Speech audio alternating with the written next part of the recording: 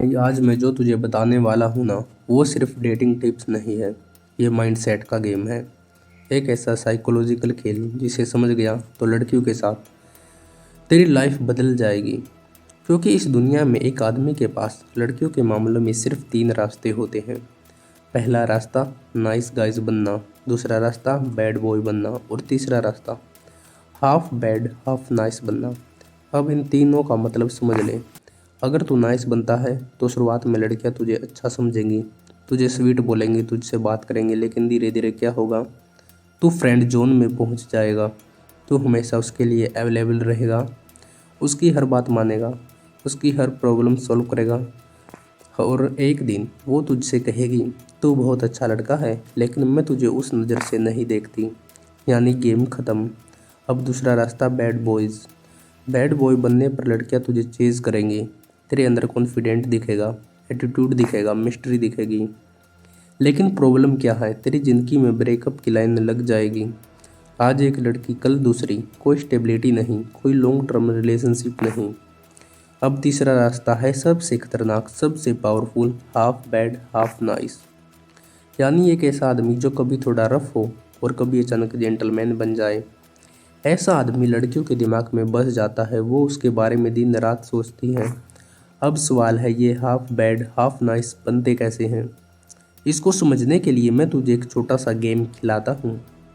मान ले मैं तुझे एक तस्वीर दिखाता हूँ जिसमें पूरा बैकग्राउंड काला है और बीच में एक छोटा सा सफ़ेद डॉट है, तो क्या दिखेगा? ज़्यादातर लोग बोलेंगे सफ़ेद डॉट।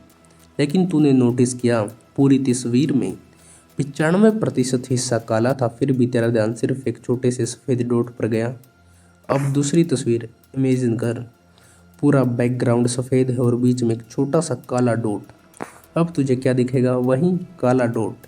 यानी हमारा दिमाग हमेशा एक्सेप्शन पर फोकस करता है। अब इस कॉन्सेप्ट को जरा जिंदगी में भी लगा दे।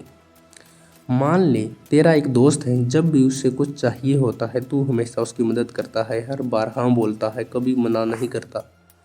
लेकिन एक दिन, बस एक बार तू उसकी रिक्वेस्ट मना कर देता है और क्या होता है, अचानक उसके दिमाग में तू बुरा इंसान बन जाता है। वो तेरी सारी अच्छाइयाँ भूल जाता है। क्यों? क्योंकि तेरी अच्छाइयाँ उसके लिए वाइट बैकग्राउंड थी और वो एक गलती ब्लैक डॉट बन गई। दूसरी तरफ एक ऐसा आदमी जो नॉर्मली रूड रहता है, लेकिन एक दिन अचानक वो किसी की मदद कर देता है, तो लोग क्या बोलते हैं, यार वो तो अब बहुत अच्छा इंसान निकला।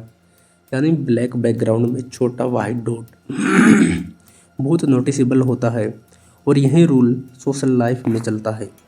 अगर तू हमेशा अच्छा रहेगा तो तेरी नॉर्मल अच्छाई बन जाएगी, लेकिन अगर तू हमेशा थोड़ा इनडिफरेंट रहे और कभी कभी अच्छा बिहेव करे तो वो चीज़ लोगों को स्पेशल लगेगी।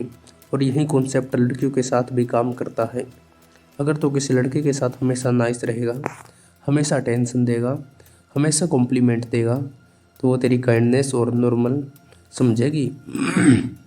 लेकिन अगर तू हमेशा अटेंशन नहीं देता, कभी थोड़ा इंडिफरेंट रहता है और फिर अचानक उसके लिए कुछ अच्छा कर देता है, तो वो चीज़ें उसके दिमाग में स्ट्रॉन्ग इम्पैक्ट छोड़ती हैं और यहीं से अट्रैक्शन शुरू होता है।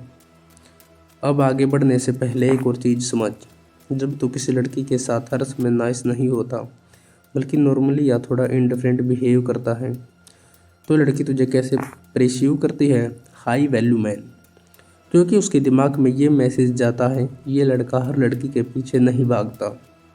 और जैसे ही उसके दिमाग में तेरी हाई वैल्यू इमेज बनती है, फिर जब तू उसके लिए कुछ अच्छा काम करता है तो वो उसे बहुत ज़्यादा नोटिस करती है। वो उस मूवमेंट को कई दिनों तक याद रखते हैं, कई हफ्तों तक, कभी कभी कई सालों तक। और धीरे धीरे उसका अट्रैक्शन बढ़ता है। अब सवाल है, इस बैलेंस को प्रैक्टिकली कैसे अप्लाई करें? इसके लिए 2 सबसे इम्पोर्टेंट चीज़ समझनी पड़ेंगी। पहली अटेंशन, दूसरी रिक्वेस्ट। सबसे पहले बात करते हैं अटेंशन की। लोग अक्सर कहते हैं लड़कियों को अटेंशन बहुत पसंद है, लेकिन सच्चाई क्या है? ये आधा सच है। लड़कियों को अटेंशन पसंद है, लेकिन हर समय नहीं। अगर तो किसी लड़की को लगातार अटेंशन देगा तो उसकी वैल्यू ख़त्म हो जाएगी। इसलिए अटेंशन के साथ एक रूल बना ले। अटेंशन हमेशा बैलेंस में होनी चाहिए। और जब तो किसी लड़की को इंटरेक्ट करेगा तो इमोशंस 5 तरह की सिचुएशन में आएंगे। पहली सिचुएशन, लड़की को नेगेटिव इमोशन तेरी वजह से हुआ, जैसे उसने तुझे किसी और लड़की से बात करते देखा और उसे जेलस हो गई। यहाँ तूने कोई गलती नहीं की, वो नाराज़ हो गई। इस केस में क्या करना है, अटेंशन देना है। दूसरी सिचुएशन है तुझे नेगेटिव इमोशन उसकी वजह से हुआ, जैसे वो किसी और लड़के के साथ फ़ोटो डाल दे या ऐसा कुछ करे जो तुझे पसंद नहीं। ऐसे में क्या करना है, टेंशन नहीं देना, लेकिन गुस्सा भी शो नहीं करना, बस इग्नोर। तीसरी सिचुएशन, लड़की को पॉजिटिव इमोशन तेरी वजह से हुआ, जैसे तू उसे अच्छी जगह ले गया। इस केस में भी एक्स्ट्रा इमोशन मत देना क्योंकि वो ऑलरेडी खुश है। फोर्थ सिचुएशन है, तुझे पॉजिटिव इमोशन उसकी वजह से हुआ, जैसे उसने तेरे लिए कुछ अच्छा किया। यहाँ अटेंशन देना ज़रूरी है।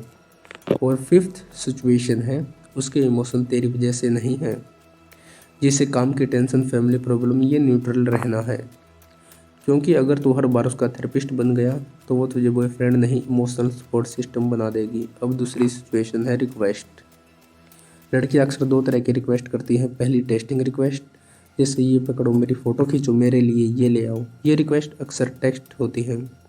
अगर रिक्वेस्ट बेवजह है तो आराम से ना बोल दे। अगर रिक्वेस्ट छोटी है तो एक्सेप्ट कर, लेकिन अपने टर्म पर। जैसे अगर वो बोले फ़ोटो खींचो तो पहले बोल ठीक है, पहले एक फनी पोज दे। यहाँ कंट्रोल तेरे हाथ में है।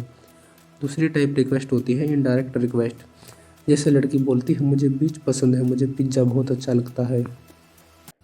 वो सीधा नहीं बोलेगी मुझे पिज्ज़ा खिलाओ। अब नाइस गाइस क्या करेगा, अगले ही दिन पिज्ज़ा ले आएगा।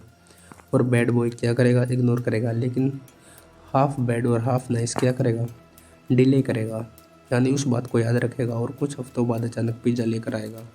इसके दो फायदे होंगे, पहला उसे लगेगा तो उसकी बात सुनता है, और दूसरा तो डिस्परेट नहीं लगेगा। और सबसे इम्पोर्टेंट, तो अनप्रेडिक्टेबल बन जाएगा।